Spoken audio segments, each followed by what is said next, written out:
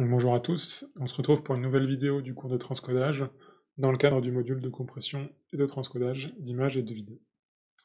Alors dans la première partie du cours, on avait vu les bases du transcodage, avec tout d'abord les définitions importantes et la description du cas d'usage classique qui est celui de Netflix, ce qui nous avait amené à décrire les formats pivots qui sont utilisés au cours d'un transcodage pour effectuer des transformations sur les signaux audio et vidéo.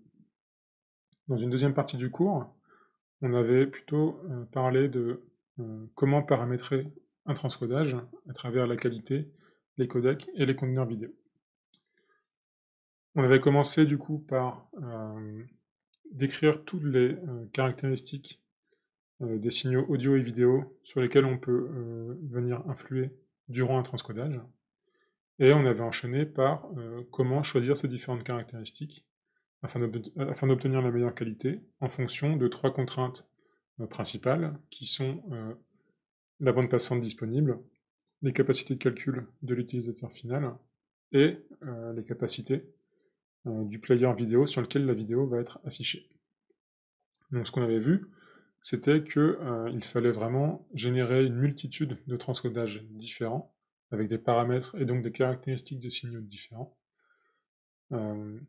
afin d'adresser toutes les combinaisons de contraintes possibles. On avait illustré ça en utilisant le cas d'usage de Netflix, qui optimise ses encodages, la qualité de ses encodages, en utilisant une échelle de débit. Et cette échelle de débit, elle va associer à chaque débit une résolution d'encodage spécifique qui va générer la meilleure qualité en bout de chaîne. Et donc pour eux, c'est vraiment quelque chose qui est très important pour assurer une qualité très bonne pour leur utilisateur final.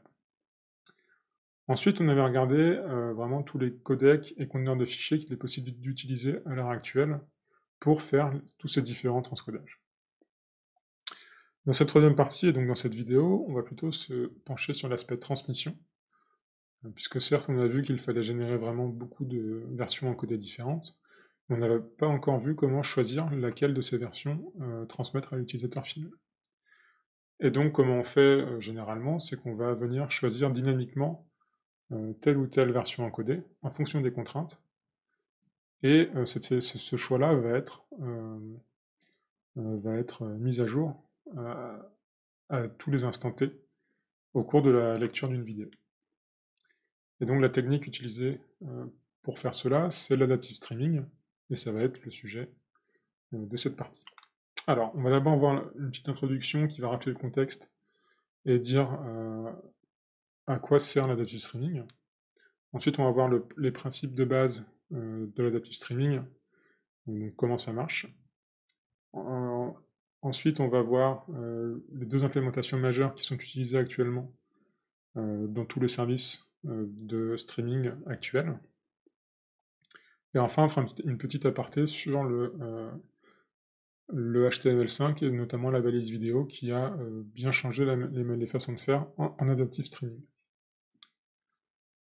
Voilà, alors, rappelons d'abord un peu le contexte. Donc on est sur du streaming de vidéos soit en VOD, soit en live. Et on a une bande passante qui va souvent changer, et avec des amplitudes qui va également qui va changer assez largement. Et d'un autre côté, on a des capacités sur les appareils en bout de chaîne qui vont être très hétérogènes, avec des formats vidéo différents, des codecs supportés qui vont être aussi différents, et des capacités de calcul qui vont changer également. Donc ça, c'est les contraintes qu'on avait évoquées dans le chapitre 2. Dans ce nouveau chapitre, et pour la transmission, on a une nouvelle contrainte qui est que les utilisateurs sont très pointilleux et impatients, ce qui va faire qu'ils veulent avoir leur vidéo immédiatement, et surtout que leur vidéo ne doit pas s'arrêter en cours de lecture. Et deuxième chose, ils veulent aussi avoir la meilleure qualité possible. À tout moment, ils ont payé un abonnement en général, du coup, ils veulent que la qualité soit à hauteur de ce qu'ils ont payé. Et donc de ce contexte-là, on peut tirer un problème majeur qui est comment supporter toutes ces contraintes utilisateurs, sachant qu'on a déjà des contraintes très importantes en termes de bande passante et de capacité de player. La réponse à cette problématique, elle est en deux parties. L'une qu'on a déjà traitée dans le chapitre 2, qui est l'utilisation de plusieurs transcodages différents pour adresser chaque combinaison de contraintes. Et la deuxième partie de la solution, c'est l'adaptive streaming qui va venir sélectionner dynamiquement telle ou telle version encodée, de manière à assurer la meilleure qualité de service possible pour l'utilisateur final. Alors, la définition vraiment de l'adaptive streaming, ça va être une technique qui est basée sur le protocole HTTP, donc qui est utilisé vraiment dans toutes vos pages web actuellement. Et c'est une technique qui va permettre le streaming live ou VOD, donc vraiment ce qu'on souhaite, de contenu audio et vidéo, avec une adaptation continue aux contraintes du client, notamment en termes de bande passante et de capacité de calcul. Là, je vous ai mis un petit exemple. Donc, vous avez 3 transcodages différents, donc avec des résolutions et des débits différents pour chaque transcodage, à la manière de ce que fait Netflix. Et donc on commence avec le débit le plus bas et la résolution la plus basse, puisque notre contrainte de bande passante est assez limitée. Et au fur et à mesure de la lecture de la vidéo et du film, la contrainte va être un peu allégée, et on va avoir des débits, une bande passante qui va être plus importante. Et donc, à un instant T, on va passer sur la deuxième version, qui est en 720p à 2 mégabits par seconde, et au fur et à mesure, là, on arrive à un moment où on a vraiment un débit disponible qui est très important, et donc on va passer sur la version en Full HD, qui est la version d'origine. Et ce jusqu'à la fin du film dans cet exemple-là. Voilà, donc ça c'est pour un peu illustrer comment marche l'adaptive streaming, sachant que du point de vue utilisateur, c'est assez transparent. Mis à part qu'il va un petit peu voir le changement de qualité au cours du temps. Voilà. Alors, où est-ce qu'est utilisé l'adaptive streaming actuellement? On distingue vraiment 3 cas d'usage différents. On a le cas d'usage type YouTube, où on va avoir vraiment une quantité astronomique de vidéos différentes à encoder en continu, puisqu'il y a des utilisateurs du monde entier qui uploadent des vidéos tout le temps sur YouTube. Et donc pour chacune de ces vidéos, YouTube doit générer plusieurs versions, donc plusieurs transcodages. Et il se trouve que si on prend une vidéo en Full HD et qu'on la met sur YouTube, il va y avoir 6 versions différentes qui vont être générées par leur serveur. Si vous regardez la vidéo du cours, vous verrez qu'il y a des résolutions qui vont de 144p jusqu'à 1080p, qui est la résolution source. Et ces 6 résolutions-là, elles vont être encodées avec au moins 2 codecs différents, à savoir en général H.264 et VP9. Et ce qu'il est important de savoir, c'est que cette première fournée d'encodage, elle va être faite rapidement pour que l'utilisateur qui a mis sa vidéo sur YouTube, il puisse la voir et la diffuser très rapidement.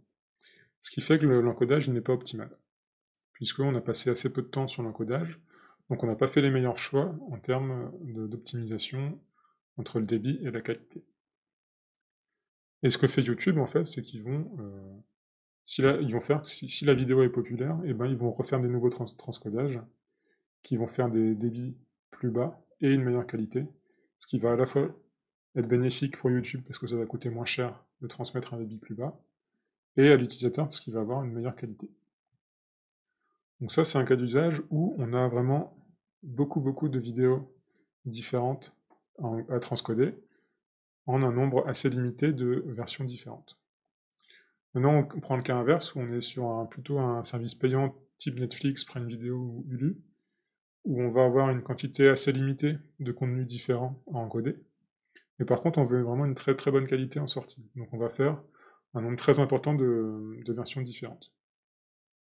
Pour Netflix, on est jusqu'à 120 encodages différents pour une seule vidéo.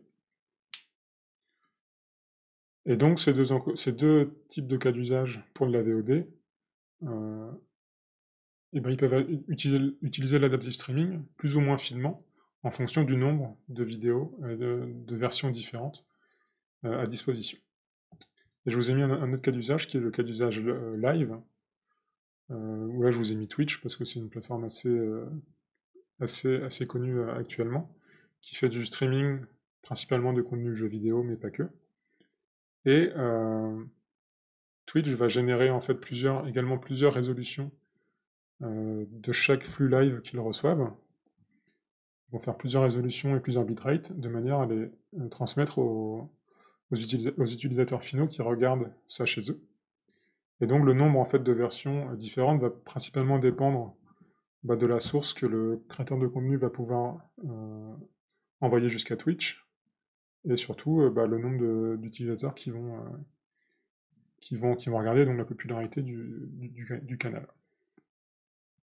Voilà, donc, encore une fois, on utilise l'adaptive streaming pour sélectionner ces différentes versions. Voilà, donc maintenant qu'on a planté un peu le décor, donc de savoir qu'est-ce que c'est l'adaptive streaming, comment c'est utilisé, on va voir vraiment comment ça marche avec le principe de base. Alors, avant de rentrer vraiment dans les détails, il faut qu'on parle de conteneurs vidéo, parce que je vous avais parlé notamment du conteneur MP4 qui est très utilisé actuellement. Il se trouve que sa structure est la suivante. Donc on a d'abord l'indication du type de fichier que l'on a devant nous, donc c'est un MP4. Ensuite on a l'intégralité du flux audio, puis le flux vidéo, et enfin des métadonnées qui vont servir pour les timestamps de chaque image de la vidéo, et également décrire les formats audio et vidéo qui sont inclus dans ce conteneur MP4. Et donc le fait d'avoir cette séparation audio et vidéo, elle est très très mal adaptée au streaming, puisque il va falloir d'abord transmettre tout le flux audio avant de commencer à transmettre le flux vidéo. Donc vous imaginez que sur un film de 2 heures, s'il faut d'abord envoyer le son pour 2 heures avant d'avoir la première vidéo, on va avoir un temps de buffering qui va être très long avant de pouvoir afficher la première image de votre film. Et donc pour le streaming, et pour l'adaptive streaming notamment, on a une autre version des fichiers MP4 qui utilise un format progressive download, où on va venir fragmenter les flux audio et les flux vidéo en petites parties qui vont être insérées l'une à la suite de l'autre.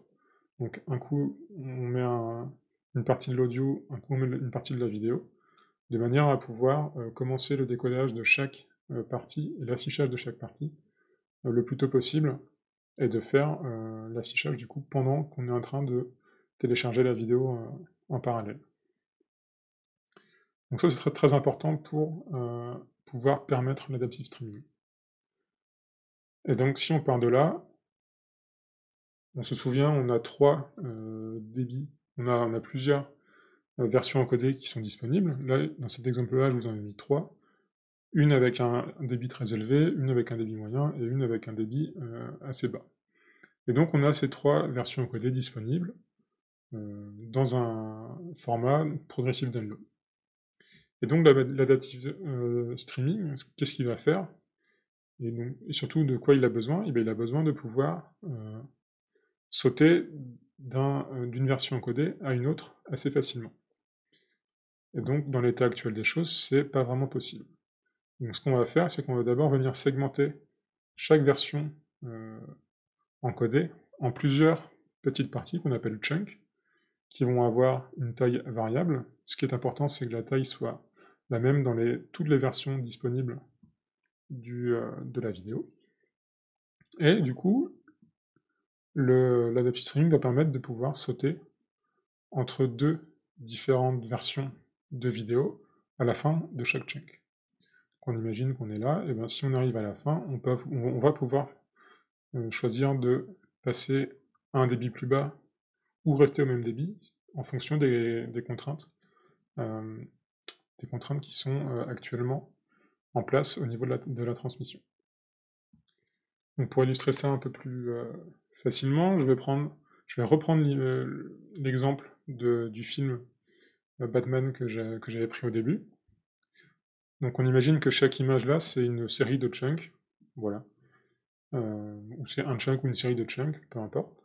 Ce qui est important de savoir, c'est que du coup, on va commencer au début, parce qu'on est en train de regarder notre film sur notre téléphone en 3G, on va commencer avec le débit le plus bas, qui est à 500 kilobits par seconde, et du coup en 480p. Donc on commence à lire cette chunk de cette version encodée là, et il se trouve qu'on a à un moment accès à un réseau 4G. Du coup, à la fin du chunk courant, on va pouvoir passer au chunk suivant, mais de la version encodée avec un débit un peu plus élevé. Donc ici en 720p. Et donc on va transmettre à l'utilisateur final plutôt cette version-là. Et ainsi de suite, et à un moment on arrive chez nous et on a accès à la Wi-Fi. Du coup le débit disponible il va encore augmenter, et à la fin du chunk courant, on va pouvoir passer sur la version encodée avec un débit plus élevé et du coup une résolution également plus élevée. Voilà le principe de base de la data streaming.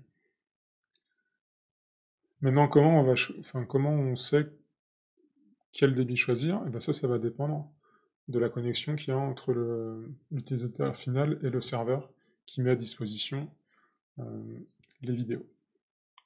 Donc si on prend un schéma un peu plus global, vous voyez ici qu'on va avoir deux parties, une partie côté serveur, une partie côté client. Donc si on prend la partie côté serveur, la première chose qu'on va faire, c'est qu'on va segmenter toutes les versions de la vidéo que l'on veut transmettre en plusieurs chunks, du coup en format progressive download également. Et on va venir sélectionner une de ces versions encodées de manière à la transmettre à l'utilisateur client. L'utilisateur, lui, qu'est-ce qu'il va faire? Il va d'un côté, il va recevoir le flux envoyé par le serveur, il va le transformer pour l'adapter aux capacités de son player à lui, et il va l'afficher. Et ce qui est important de voir, c'est qu'il y aura une boucle de feedback qui va faire que l'utilisateur va en temps réel transmettre les capacités qu'il a à disposition en termes de capacité de calcul, de bande passante et des caractéristiques de son player, de manière à ce que le serveur puisse adapter son choix de version encodée. Voilà, donc le plus important là-dedans, c'est donc la connexion entre le client et le serveur. Donc comment elle se fait? Donc le serveur va commencer par envoyer le plus bas débit, la version la moins demandante en débit, pardon, qu'il a à disposition, parce qu'il ne pourra pas faire mieux dans tous les cas. L'utilisateur va la recevoir, il va la traiter et il va envoyer son feedback. Et qu'est-ce qu'il fait le serveur? Il va voir, est-ce que la bande passante que l'utilisateur me renvoie comme capacité, est-ce qu'elle est supérieure ou inférieure au débit de la version que j'ai envoyée juste avant?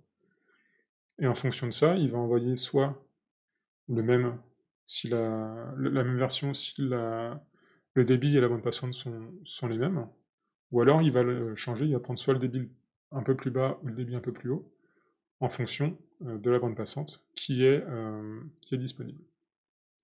Et on répète ça jusqu'à la fin de la lecture de la vidéo.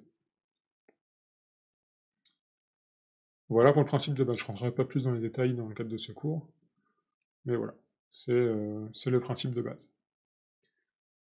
Alors, il faut savoir du coup que le data streaming, c'est juste une technique qui possède plusieurs implémentations, comme je vous avais dit avant. Et maintenant, on va voir les deux principales, à savoir donc... non, pardon, excusez-moi. Avant, on va parler des avantages de la data streaming. Donc on a, d'un côté, un gros avantage, c'est que la data streaming ne nécessite pas, d'avoir un serveur spécifique de streaming de médias audio et vidéo. Il ne nécessite uniquement qu'un serveur HTTP, comme il en existe vraiment partout pour que vous puissiez visiter vos sites web préférés. Ce qui fait que le coût de licence qui est très important pour des serveurs de streaming média, eh ben, il va être soit très réduit, soit inexistant pour le HTTP. Deuxième avantage, c'est que le fait de passer par HTTP, on passe à travers les pare-feux, puisqu'on utilise le port 80 qui est libre. Donc on n'a pas besoin d'ouvrir des exceptions pour un port particulier. Et ça c'est très important, parce que du coup votre contenu que vous mettez à disposition des utilisateurs va pouvoir être vu de partout.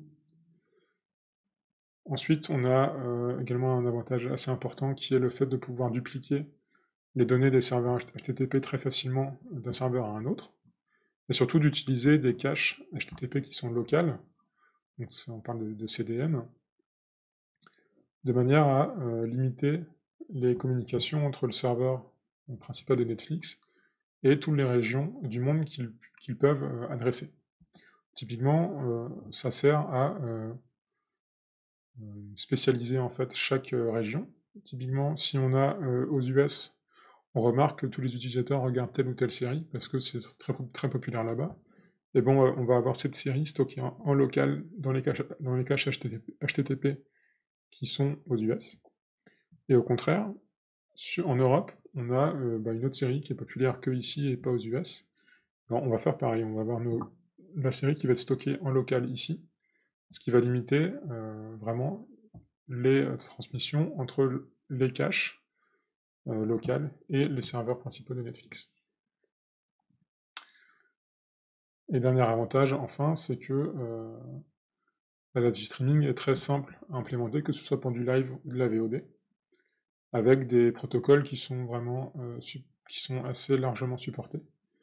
Donc on peut en citer 4 principalement, qui est Apple HLS, MPEG Dash, et puis 2 autres qui sont un peu moins utilisés maintenant, qui sont Adobe HDS, donc qui est fait pour Flash, qui est beaucoup moins utilisé qu'avant à l'heure actuelle. Et enfin Microsoft Silverlight en smooth streaming, qui est également moins utilisé actuellement. Donc c'est pourquoi je vais me concentrer seulement sur les 2 premières implémentations que je vais décrire assez brièvement par la suite. Voilà. Donc on passe au Apple HLS, donc pour HTTP Live Streaming. Ça a été développé par Apple pour faire de l'adaptive streaming sur leurs appareils sous iOS. Il faut savoir que c'est vraiment obligatoire pour n'importe quelle application qui fournit du contenu audio ou vidéo pour qu'elle soit disponible sur l'App Store. Donc c'est une contrainte assez forte que Apple impose à tous ses fournisseurs de contenu. L'avantage de HLS, c'est qu'elle va contenir une option qui va permettre de crypter le contenu avec une norme iOS 128. HLS va principalement utiliser non pas le MP4 fragmenté que je vous ai présenté avant, mais plutôt du MPEG-2 Transport Stream, donc le TS, que j'avais présenté dans le chapitre 2. Sachant qu'il supporte quand même les MP4 fragmentés depuis quelques années. Et enfin, le désavantage majeur de HLS, c'est que son support de différents codecs va être assez limité. Parce qu'en vidéo, on va avoir que les codecs de MPEG, à savoir H264 AVC et H265 HEVC. Et en audio, pareil, on aura du MPEG avec le MP3, AAC et HEAC, donc ce qui limite grandement les différents codecs disponibles. En plus, ils sont payants. Donc voilà, donc ça impose tous les fournisseurs de contenu à encoder leurs vidéos dans ces formats-là, juste pour que ce soit disponible sur les appareils Apple. En contrepartie, on a le MPEG Dash, donc pour Dynamic Adaptive Streaming over HTTP, qui lui a été publié par MPEG en tant que standard royalty free. Donc ça date de 2012, sachant qu'il a une implémentation open source. Donc MPEG Dash, c'est l'autre nom. Il a l'avantage d'être vraiment disponible pour tous les codecs qu'il existe. Donc c'est vraiment Il n'y a aucune limitation de ce côté-là. Vous pouvez encoder vos flux vidéo avec n'importe quel codec et il sera supporté par MPEG-Dash, c'est vraiment très intéressant. Et ça a l'avantage aussi d'être supporté sur pas mal d'appareils, sur quasiment toutes les smart télé actuelles. Alors, côté navigateur internet, c'est uniquement Microsoft Edge qui le supporte nativement, mais il est disponible sur tous les autres navigateurs avec des extensions JavaScript. Et évidemment YouTube, Netflix et tous les autres fournisseurs de contenu principaux utilisent MPEG-Dash. Le désavantage principal de MPEG-Dash, ça va être bien sûr qu'il ne va pas être disponible sur Safari, donc non disponible sur tous les appareils iOS avec Apple. Voilà, ce qui limite grandement le monopole du MPEG-Dash comparé à HLS actuellement. Voilà pour les implémentations, je ne les détaille pas vraiment, puisque le principe de base est le même que l'Adaptive Streaming, bien sûr. Du coup, on va passer à l'HTML5, du coup, qui est la norme qui régit en fait les pages internet actuelles. Et la version 5 de HTML a apporté en fait une balise vidéo qui permet en fait de faire du playback, donc de jouer la vidéo nativement depuis un fichier HTML, donc depuis une page web. Il n'y a pas besoin d'avoir de plugin vidéo pour lire votre vidéo sur votre page internet, ce qui était le cas avant, notamment quand la technique utilisée était Flash, donc ça pouvait poser problème, puisqu'il fallait télécharger le plugin, et suivant votre OS ou navigateur, c'était plus ou moins facile. Et c'est supporté depuis maintenant 5 ou 6 ans par quasiment tous les fournisseurs de contenu, qui sont passés de Flash à HTML5 sur leur site internet. Donc YouTube, Twitch, Netflix, Prime Video, vraiment tous les fournisseurs de contenu utilisent le HTML5 à l'heure actuelle. Parce que l'avantage du HTML5, c'est d'avoir une syntaxe assez basique et assez puissante. Si on regarde la syntaxe de base, on va avoir du coup le tag vidéo qui va avoir plusieurs paramètres, notamment le chemin vers la source. Voilà. Donc cette ligne-là permet d'afficher la vidéo qui s'appelle vidéo.mp4 sur votre site web, avec un player intégré, etc. Donc c'est vraiment très puissant. Et si on va aller un peu plus loin et avoir une syntaxe un peu plus poussée, on va pouvoir avoir plusieurs sources différentes pour une seule vidéo qui va être affichée. Alors à quoi ça sert? Ça va servir notamment pour des problèmes de compatibilité, puisque si on prend l'exemple qui est ici, donc on déclare une vidéo qui va avoir une taille en 1280 par 720p, et on voit qu'il y a 3 balises sources qui sont à l'intérieur de la balise vidéo, ce qui va faire que, en priorité, le navigateur va plutôt aller voir la vidéo.mp4 en premier, mais si le navigateur ne le supporte pas, pour diverses raisons, ça peut être que le codec qui est à l'intérieur de ce fichier MP4 n'est pas supporté par le navigateur, du coup il va aller voir la deuxième, qui va être un fichier contenu dans un format WebM, et pareil, si le navigateur ne le supporte pas, il va aller voir le troisième, et si vraiment il n'a pas le troisième, il va dire qu'il ne peut pas afficher la vidéo. Et donc ça c'est très puissant parce que ça permet de régler pas mal de soucis de compatibilité de votre page web sur tous les navigateurs qui existent. Et donc c'est quelque chose de très utilisé pour vos sites web. Voilà, donc ça c'est quelque chose qu'on verra en TP, d'un premier TP. Voilà, je vous l'ai mis là, ça servira. Voilà pour la partie Adaptive Streaming. On se retrouve dans une prochaine vidéo pour parler des API de transcodage que l'on utilisera également dans les TP. Voilà, merci d'avoir suivi.